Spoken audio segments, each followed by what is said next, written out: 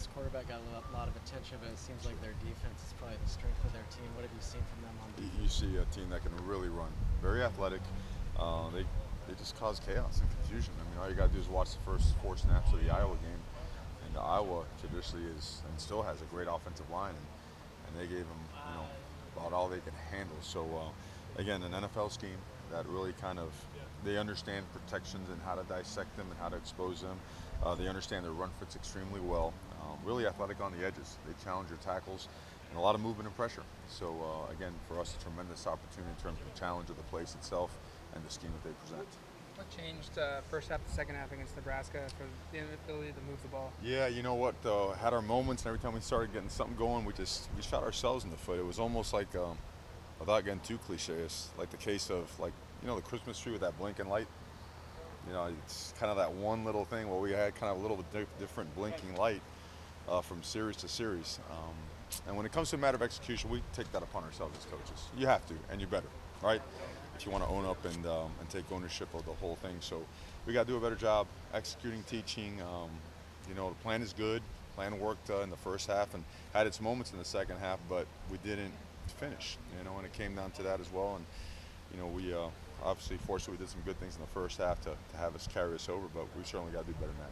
When the execution is so good and then kind of goes away like that, what's going on in your head? Are you going through every possible different play? Are you changing things? I mean, what all is going through your head trying to get that thing Well, you right? never panic. You've got good answers and you've got to do it. What you want to do is gain back the momentum. We had all the momentum going in the locker room, and they were gaining it back slowly, and then we'd kind of get it back a little bit with a turnover and start getting the ball moving a little bit, and then give it right back with a turnover or not converting. So in college football, I gotta believe it's probably the biggest factor in the game, momentum, and it's probably a greater monster in college football than anything else.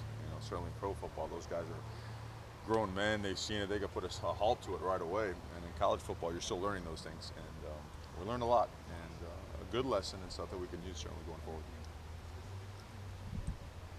What do you think of the diamond package? Is that 3 running backs? What were your thoughts on how that went for you guys? I love guys that can run the ball. Those guys are talented guys. They certainly proved themselves, have earned the right to play, get some touches, and having them on the field posed a lot of problems, for defenses. Not to mention that's kind of the tip of the iceberg in terms of what that package has, what it entails going down the line. So we're excited about it, and we want to continue.